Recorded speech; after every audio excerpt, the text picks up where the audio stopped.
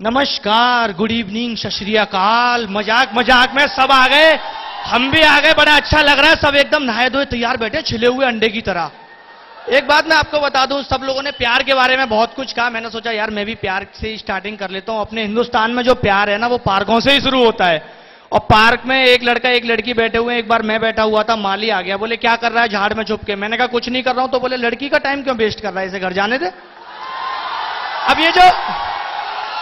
अब ये जो मोहब्बत है ना, मोहब्बत एक ऐसी चीज है, मोहब्बत अगर आसानी से मिल जाए तो जिंदगी संभल जाए। मोहब्बत अगर आसानी से मिल जाए तो जिंदगी संभल जाए। मोहब्बत अगर मिलकर बिछुड़ जाए तो जिंदगी भर का रोग लग जाए। इस प्रेम के रोग।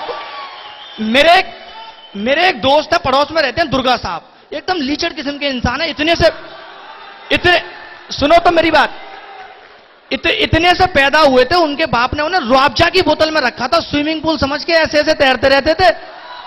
उनकी दादी तो हंसते हंसते मर गई, बोली बहू अच्छा वाला बच्चा पैदा करती, बंदर कहां से ले आई। चिड़ियाघर में जाते हैं, बंदर हड़ताल कर देते हैं, बोले यार हमें अंदर कर रखा है, ये बाहर कैसे घूम रहा है।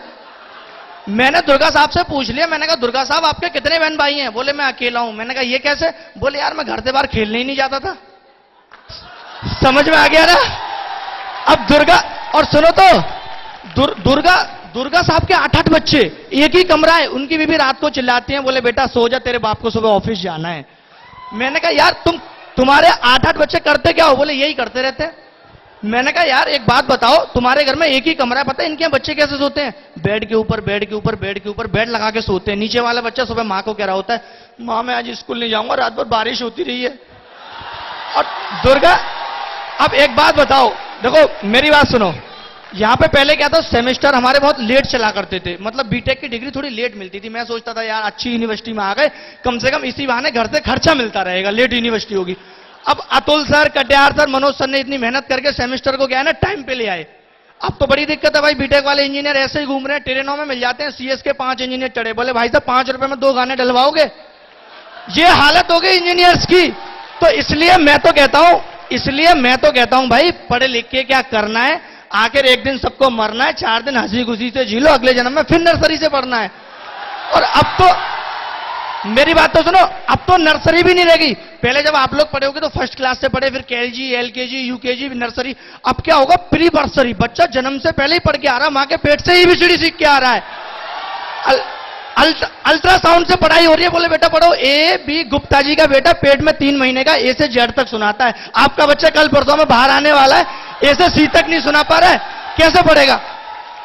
अब क्या है ना, मां भी चिंता कर रही है, बोली यार मेरा बच्चा कैसे पढ़ पाएगा। अब जब बच्चे में आप पेट में इतना ज्यादा लोड डालोगे तो बच्चे कैसे पैदा होंगे। पहले 2.5 किलो के बच्चे पैदा होते थे, अब 100 ग्राम के पैदा हो रहे हैं बच्चे। मां पर्स में ही लिए घूमती है, आपका सोनू नहीं दिख रहा, बोले सोनू पर्स में। और दुर्गा साहब की मैं एक और बात बताऊं, इनका कोई बिजनेस तो था नहीं, इन्होंने क्या किया, डॉक्टरी सीख ली और दुकान खोल ली। अब डॉक्टरी की दुकान इतनी चलती नहीं थी, इन्होंने एक साइड में पेट्रोल की भी खोल दी। एक बार रात में बुढ़िया आई, बोले मुझे बुखार हो गया, इन्होंने पेट्रोल से इंजेक्शन भरा और बुढ़िया में लगा दिया। अब बुढ़िया दौड़ी चली जा रही है, ट्रैक्टर पीछे दौड़ा है, रुकी नहीं रही, क्योंकि ट्रैक्टर डीजल पे था, बुढ़िया पेट्रोल पे थी। इस तरह का माहौल है। एक बात मैं आपको बताऊं, एक माहौल क्या था कि अभी आप एम्बुलेंस को फोन करो, 1 घंटे 2 घंटे 4 घंटे नहीं आएगी। आप पिज्जा को फोन करो 10 मिनट में आ जाएगा। एक विधवा पेंशन के लिए घूम रही है, उसे नहीं मिलेगी। अब मैंने भी देखा, बजट आया तो बजट में जरूरत की सारी चीजों के रेट बढ़ा दिए गए, लेकिन जो दारू का रेट था वो कम कर दिया गया, क्योंकि दारू पे गवर्नमेंट को सबसे ज्यादा रेवेन्यू मिलता है। और इस रेवेन्यू के चक्कर में एक दिन दारू कंपलसरी कर दी जाएगी, जो नहीं पिएगा उसे पुलिस उठा के ले जाएगी। अब सोचो ऐसा माहौल में क्या होगा। 2 सहेलियां आपस में बात कर रही हैं, और अंकिता कैसी है, बोली मैं तो टुन्नू, तू बता, बोली मैं भी टाइट हूं। ऐसा माहौल आ जाएगा।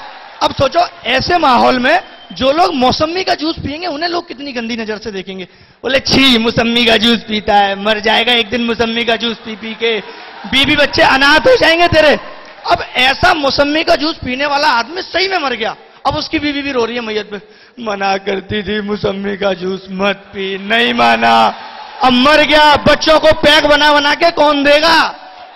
अब उसकी मैयत भी बेवड़े लोग लेके जा रहे हैं, बोले राम नाम सत्य है, मुर्दा बड़ा मस्त है। अब 2 बाइक वाले आए, वो भी टूनते, उन्होंने टक्कर मार दी, मुर्दा बेचारा नीचे गिर गया। सब लोग बोले मारो मारो, बोले काहे को मारो, जो आदमी गिरा है वो तो कुछ बोल नहीं रहा है। तो और दुर्गा साहब की एक और आदत है, पता है, इन्होंने भैंस को मोबाइल खिला दिया। मैंने कहा मोबाइल क्यों खिला दिया? बोले यार जब दूध देना होता है तो मिस कॉल मार देती है। इनके बच्चे को मैंने सुबह देखा भैंस को दूध पिला रहे हैं। मैंने यार भैंस को दूध क्यों पिला रहे हो? बोले पतला दिया था, मैंने सोचा एक चक्कर और लगवा लूं। मैंने कहा यार तीसरा मत लगवाइए वरना दही देने लगेगी।